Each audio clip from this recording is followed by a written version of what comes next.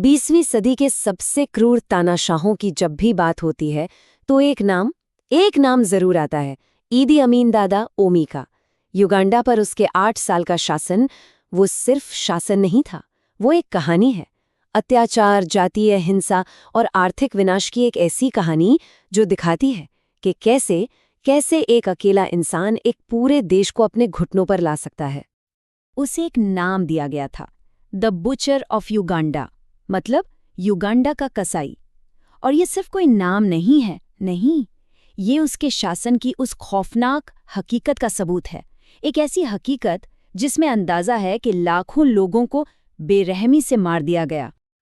तो सवाल यही है ना, कि आखिर कैसे एक सिपाही जिसकी कोई खास पढ़ाई लिखाई भी नहीं थी, एक पूरे के पूरे देश को बंधक बना लेता है। चलिए आज इसी सवाल की एक-एक परत को खोलते हैं, उसके उठने से लेकर उसके आतंक के राज और फिर आखिर में उसके गिरने तक की पूरी कहानी। तो कहानी शुरू कहाँ से होती है? देखिए, अमीन का सफर किसी राजनीतिक गलियारे से शुरू नहीं हुआ। नहीं, उसकी शुरुआत हुई थी सेना की बैरकों से, और सत्ता तक पहुंचने की सीढ़ियां उसने वहीं चढ़ना सीखा। ईदी अमीन का ऊपर उठना, ये किस्मत और उसकी महत्वाकांक्षा दोनों का खेल था। सोचिए, वो ब्रिटिश औपनिवेशिक सेना किंग्स अफ्रीकन राइफल्स में सिर्फ अपनी फिजिकल स्ट्रेंथ के दम पर भर्ती हुआ था। फिर 1962 में युगांडा आज़ाद हुआ और देश में अफ्रीकी अफसरों की भारी कमी थी। बस यही मौका था। अमीन ने इसका पूरा फायदा उठाया और बहुत तेजी से आगे बढ़ा। लेकिन असली टर्निंग पॉइंट आया 1966 में, जब प्रधानमंत्री मिल्टन ओबोटे ने उसे सेना और वायुसेना दोनों का चीफ बना दिया। और बस यही वो पद था जिसने उसे युगांडा की सियासत के बिल्कुल सेंटर में लाकर खड़ा कर दिया। और इसी ताकत का इस्तेमाल उसने देश की सबसे बड़ी कुर्सी पर कब्जा करने के लिए किया। चलिए देखते हैं कैसे। 1970 तक आते आते प्रधानमंत्री ओबोटे और अमीन के बीच सब कुछ खत्म हो चुका था। बिल्कुल, ओबोटे को शक था कि अमीन सेना का पैसा खा रहा है और वो उसे गिरफ्तार करने का पूरा प्लान बना चुके थे। लेकिन अमीन एक कदम आगे था। 25 जनवरी 1971, जिस दिन ओबोटे देश से बाहर थे, अमीन के वफादार सैनिकों ने राजधानी कंपाला और मेन एयरपोर्ट पर कब्जा कर लिया। और उसी शाम रेडियो पर एक ऐलान गूंजा, देश की कमान अब ईदी अमीन के हाथों में है। सत्ता में आते ही अमीन ने खुद को एक मसीहा की तरह पेश किया। वादे किए, लोकतंत्र वापस लाने के, भ्रष्टाचार खत्म करने के बड़े बड़े वादे। लेकिन असलियत ठीक इसके उल्टी थी। संसद भंग कर दी गई, सारे फैसले अब मिलिट्री के हुक्म से होने लगे। और सबसे खौफनाक चीज, सेना के अंदर शुरू हुआ जातीय सफाया। उसने प्रधानमंत्री ओबोटे की कम्युनिटी, लांगो और अचूली समुदाय के हजारों सैनिकों को चुन चुनकर बेरहमी से मरवा दिया। क्यों? ताकि विरोध की कोई आवाज ही न बचे। और ये तो बस शुरुआत थी। इसके बाद शुरू हुआ दमन और आर्थिक बर्बादी का वो दौर जिसने युगांडा को सचमुच तबाह कर दिया। अमीन के राज में डर और आतंक ये कोई हादसा नहीं था, ये सरकार की पॉलिसी थी। क्लीन अप ऑपरेशंस के नाम पर राजनीतिक और जातीय दुश्मनों को खत्म किया जाने लगा। लोगों का दिन दहाड़े गायब हो जाना, टॉर्चर, बिना किसी मुकदमे की हत्या, ये सब आम बात हो गई थी। ये खौफ यूनिवर्सिटी, चर्च, अदालतें, हर जगह फैल गया। सिविल सोसाइटी, प्रेस की आज़ादी, सब कुछ कुचल दिया गया। पूरा देश डर के साए में जी रहा था। और तभी अमीन ने एक ऐसा फैसला लिया जिसने युगांडा की इकोनॉमी की कमर हमेशा के लिए तोड़ दी। साल था 1972। उसने करीब 70,000 एशियाई लोगों को देश से निकाल बाहर किया। ये जो समुदाय था, इसमें ज्यादातर भारतीय और पाकिस्तानी मूल के लोग थे, और उन्हें सिर्फ 90 दिन दिए गए। सोचिए, सिर्फ 90 दिन अपना सब कुछ छोड़कर देश से चले जाने के लिए। उनकी सारी प्रॉपर्टी, उनका सारा बिजनेस सब जब्त कर लिया गया।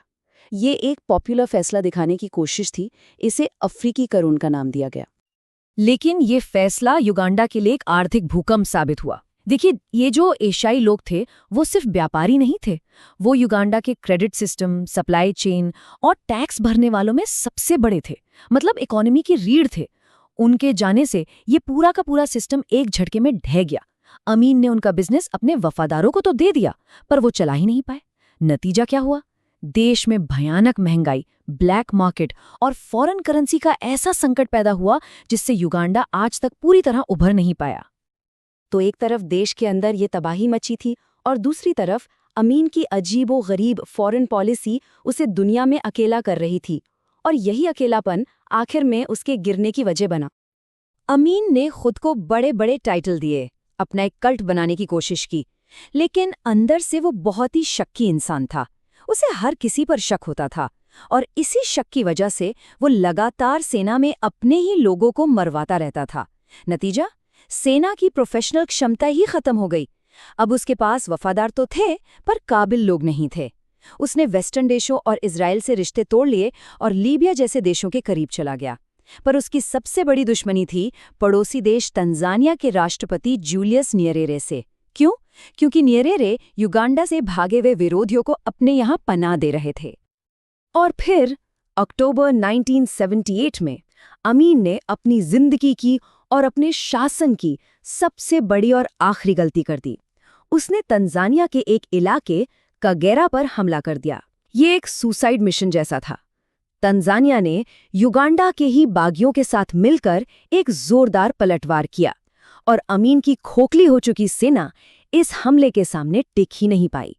बिल्कुल रेत के महल की तरह ढह गई। 11 अप्रैल 1979 को तंजानिया और युगांडा के बागियों की मिलीजुली सेना ने राजधानी कंपाला पर कब्जा कर लिया। अमीन तो देश छोड़कर भाग गया, लेकिन अपने पीछे वो एक ऐसी खौफनाक विरासत छोड़ गया जिसके जख्म युगांडा आज भी भर रहा है। तो सवाल ये है कि आखिर उसका राज गिरा क्यों?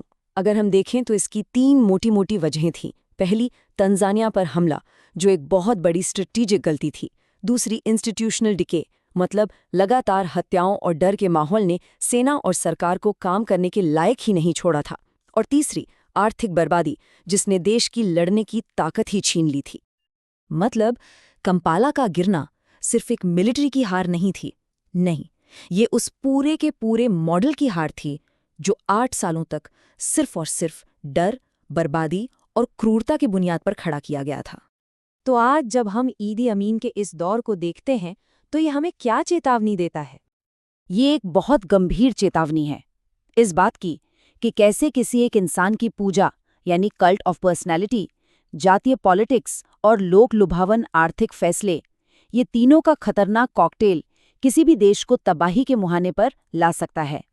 ईदी अमीन की कहानी सिर्फ इतिहास का एक काला पन्ना नहीं है, ये आने वाले कल के लिए एक बहुत बड़ा सबक है।